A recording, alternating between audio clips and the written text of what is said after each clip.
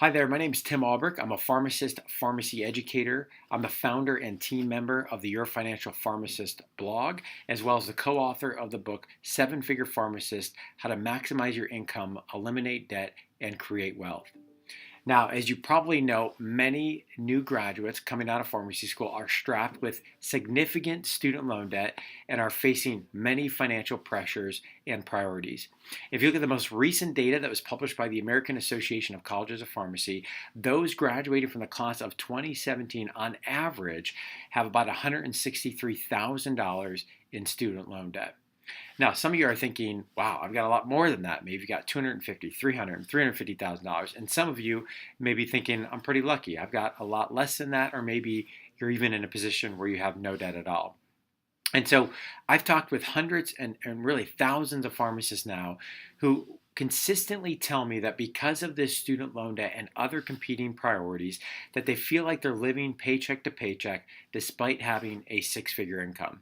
And that statement and that feeling going through that journey myself is what led to the creation of the Your Financial Pharmacist blog and now podcast at yourfinancialpharmacist.com, as well as the writing of the book Seven Figure Pharmacist alongside my co-author, Tim Church. Now, my financial journey really stems back to when I finished my Pharm.D in 2008 from Ohio Northern University, went to residency training at Ohio State 2008 to 2009, and then started in my faculty position in July of 2009.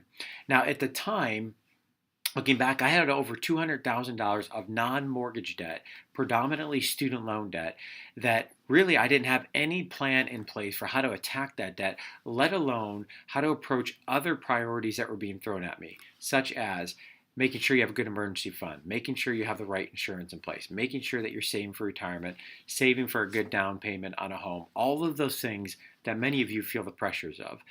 And so, as my wife and I, from 2009 to 2012, we kind of wandered through paying off our student loans, but really didn't make much progress.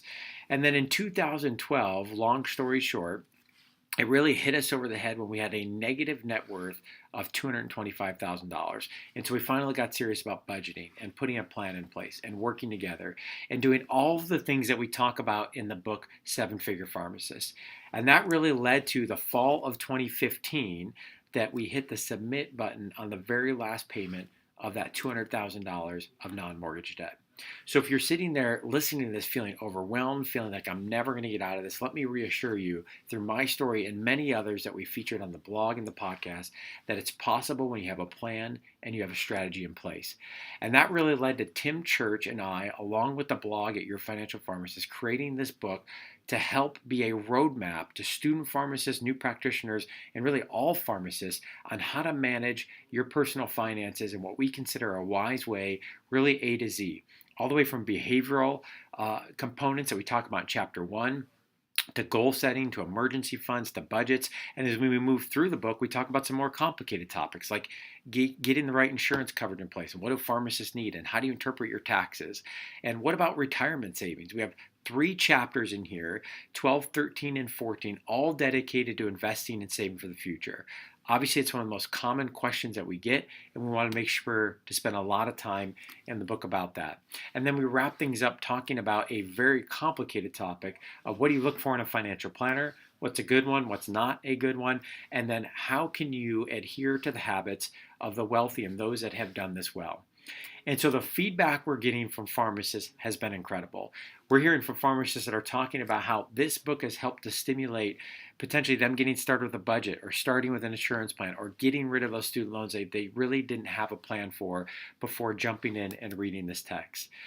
Tim and I joke that most of this book is written off of our financial mistakes. And there's no better way to teach than to talk about the mistakes you've made and to help people avoid those mistakes as well. We think you're going to find this book refreshing, which written obviously from a pharmacist's point of view. We've got a lot of humor in here to bring what can be a boring topic and make it more entertaining. And more than anything, this is all about getting you to a path of financial freedom and financial independence. If you're interested in buying the book, you can head on over to sevenfigurepharmacist.com. Again, sevenfigurepharmacist.com. And if you use the coupon code 7FIGURE, that's the number 7 and the words figure, that will get you 15% off any purchase at sevenfigurepharmacist.com, as well as access to our private Facebook group related to the Seven Figure Pharmacist book. Thank you again to Dr. Guerra for letting me to come on to his YouTube channel. We appreciate it, and I hope you'll consider purchasing this resource and joining the community and other pharmacist students at yourfinancialpharmacist.com.